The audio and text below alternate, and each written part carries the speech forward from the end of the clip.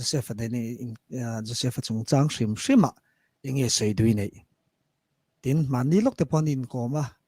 khang te po kha ril ru lang reng maya khang te po kha ran soi tel ta la enge thana nun hong ti mai te ang vai ni program nei don ti te po kan sia seidui nei te hun kan pen cha khana hi hey tuna po si Instagram le Facebook le trong te po in di emate te kan non tina sa atin WhatsApp lama te po ngatinga zaya po alhanin en ma hi la isoi ve lawati te i engatinga post engatinga siam ve me lawati te hi atlar khatwara ni i minon zot na sa aron anon so na sa ama se ni tin hian khami athi ni tangkhanin kala sun ve a e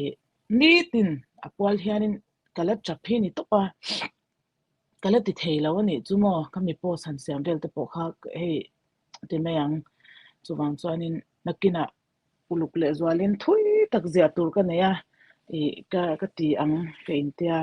ti chuanin chuwang chuan keima a atang hi chuan tuna hi chuan aizola karon ho huna hianin pathian zar kan tam chuanin e thana te hi chu a thana te ka kalve anga ti khan e thana te chu ka nei ve anga te tuna chuan kala tha theilo ni mo kala mang tha thei che lawa zai te hi chuan mani April ni soma khanin kanjin ma lok April ni soma khanin ibok branch ke gp te khanin thu soi turin en soma ke zai turin min soma rong bol na kan banei du na kha YouTube wa khan ama channel a khanin ada nun ber ani lo pon an nun ber dot tu ani to ang chu YouTube channel a chuan khata te po khan en turin a oma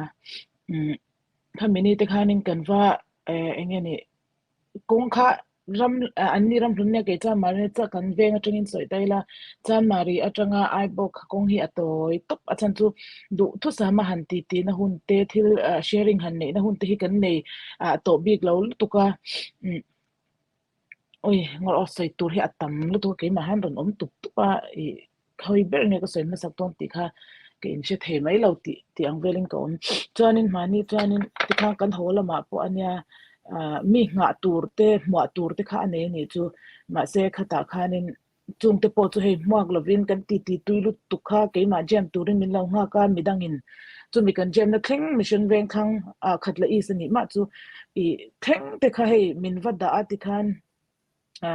chu ti ang khop chang kong kha atoy mani phel kan soi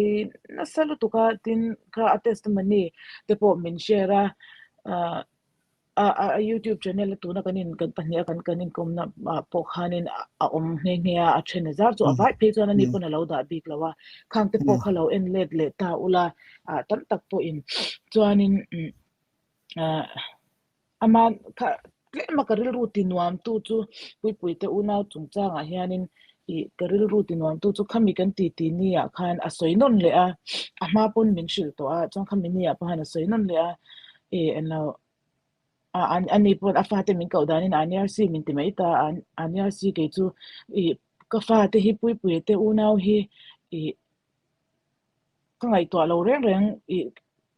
pathian hian in ahun atia min seng huna chuanin ka tong trai na per ponia i lalpan min ngai to sak don ti hi ka hre chianga chuwang chuanin ke chu he local ta poni ila ka ngai to mi alo sin te uzai te nya adik cha ma ro chu chu te angte chan soi tivel khang ka tia ke ha ai a shim thu in ania kan ti chu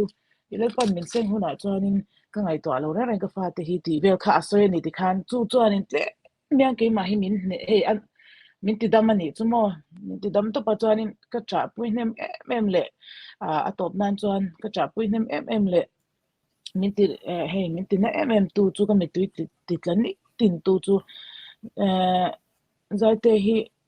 enge